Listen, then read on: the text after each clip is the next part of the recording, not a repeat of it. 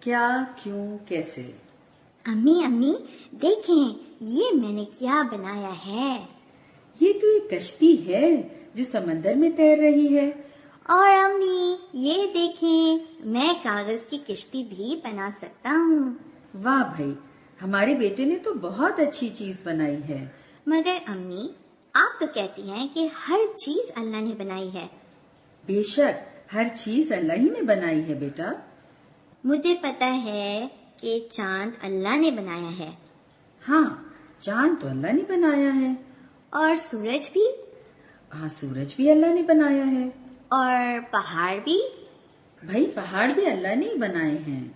اور دریا بھی۔ ہاں، دریا بھی۔ اور پھول پودے۔ بالکل، پھول پودے بھی اللہ نے بنائے ہیں۔ اچھا مجھے بھی؟ ہاں، تمہیں بھی۔ اور امی آپ کو بھی؟ ہاں، مجھے بھی اللہ نے بنایا ہے۔ اور اس کشتی کو کس نے بنایا ہے؟ تم نے۔ پھر ہر چیز اللہ نے کیسے بنائی ہے؟ بھائی بنائی تو تم نے ہے، لیکن اللہ کی مدد سے بنائی ہے نا۔ کیسے؟ اچھا بتاؤ، کاغذ کہاں سے آیا؟ دکان سے۔ اور دکان والے نے کہاں سے لیا؟ کارخانے سے۔ اور کارخانے میں کیسے بنا؟ لکڑی سے۔ لکڑی کہاں سے آئی؟ درخت سے۔ اور درخت کہاں سے آیا؟ اللہ نے بنایا۔ بالکل ٹھیک، درخت کو اللہ نے پیدا کیا ہے۔